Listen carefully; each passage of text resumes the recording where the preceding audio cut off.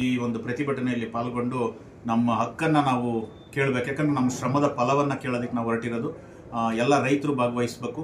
ಮತ್ತು ಈ ತಾಲೂಕಿನ ಜನಪ್ರಿಯ ಶಾಸಕರಾದಂಥ ಧೀರಜ್ ಮುನ್ರಾಜು ಅವರು ಸಹ ಈ ಒಂದು ಪ್ರತಿಭಟನೆಯಲ್ಲಿ ಪಾಲ್ಗೊಳ್ಳಬೇಕು. ಮಾಜಿ ಶಾಸಕರಾದಂಥ ವೆಂಕಟರಮಣಯ್ಯವರು ಪಾಲ್ಗೊಳ್ಳಬೇಕು. ಮುನೇಗೌಡರು ಪಾಲ್ಗೊಳ್ಳಬೇಕು. ಈ ತಾಲೂಕಿನ ಅಧ್ಯಕ್ಷರು JDS ಅಧ್ಯಕ್ಷರಾದಂಥ ಹರೀಶ್ ಗೌಡರು, ಅನೇಕ ಮುಖಂಡರುಗಳು ಈ ತಾಲೂಕಲ್ಲಿ ಯಾರು ನೀವು ರೈತರ ಪರವಾಗಿದ್ದೀರಾ ಪ್ರಾಮಾಣಿಕವಾಗಿ ಎಲ್ಲ ಮುಖಂಡರುಗಳು ಪಕ್ಷಾತೀತವಾಗಿ ಜಾತ್ಯತೀತವಾಗಿ ಇದರಲ್ಲಿ ಏನು ರಾಜಕಾರಣ ಬೆರೆಸದೆ ದಯವಿಟ್ಟು ರಾಜಕಾರಣ ಬಂದಾಗ ರಾಜಕಾರಣ ಮಾಡಿ. ನೀವು BJP ಕಾಂಗ್ರೆಸ್ ದಳ ಇದು ರೈತರ ಸಂಸ್ಥೆ. ಇಲ್ಲಿ ಹೈನುಗಾರರ ಕಷ್ಟಕ್ಕೆ ಸಿಕ್ಕಿದ್ದೀವಿ, ಅವ್ರನ್ನ ಪಾರು ಮಾಡೋದಕ್ಕೆ. ಯಾಕಂದರೆ ನೀವು ಎಲ್ಲ ಪಕ್ಷದಲ್ಲಿ ಇರ್ತಕ್ಕಂಥವ್ರಿಗೂ ಓಟ್ ಹಾಕಿದ್ದೀವಿ ನಾವು. ನಮ್ಮ ರೈತರು ಎಲ್ಲರೂ ಓಟ್ ಹಾಕವ್ರೆ.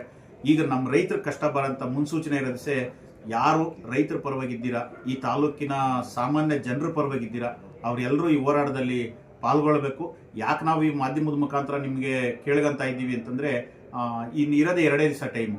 ಆದ್ದರಿಂದ ಎಲ್ರಿಗೂ ಹೋಗಿ ಕರೆಯೋದಕ್ಕಾಗಲಿ, ನಾವು ಅವ್ರಿಗೆ ಪಾಂಪ್ಲೆಟನ್ನು ಕೊಡೋದಕ್ಕಾಗಲಿ ಟೈಮ್ ಇಲ್ಲದೆ ಇರೋ ಕಾರಣ ದಯವಿಟ್ಟು ಈ ಮಾಧ್ಯಮದ ಮುಖಾಂತರ ನಮ್ಮ ತಾಲೂಕಿನ ಎಲ್ಲ ಮುಖಂಡರುಗಳನ್ನು, ಎಲ್ಲ ಒಂದು ಅಧ್ಯಕ್ಷರುಗಳು, ಯಾವುದೇ ಸಂಸ್ಥೆಯಲ್ಲಿ ಇರ್ತಕ್ಕಂಥ ಅಧ್ಯಕ್ಷರುಗಳು, ನಿರ್ದೇಶಕರುಗಳು, ಕಾರ್ಯಕಾರಿ ಮಂಡಳಿಯವರು ಎಲ್ಲರೂ ನಿಮ್ಗೇನಾದರೂ ರೈತರ ಬಗ್ಗೆ ಕಾಳಜಿ ಇದ್ದರೆ, ಈ ತಾಲೂಕಿನ ನಮ್ಮ ರೈತ ಬಾಂಧವರ ಮೇಲೆ, ಹೈನುಗಾರರ ಮೇಲೆ ವಿಶ್ವಾಸ, ನಂಬಿಕೆ, ಪ್ರೀತಿ ಇದ್ದರೆ ಈ ಒಂದು ಹೋರಾಟದಲ್ಲಿ ಪಾಲ್ಗೊಳ್ಳಬೇಕು. ಈ ಒಂದು ಕಾರ್ಯಕ್ರಮನ ಯಶಸ್ವಿ ಮಾಡಬೇಕು.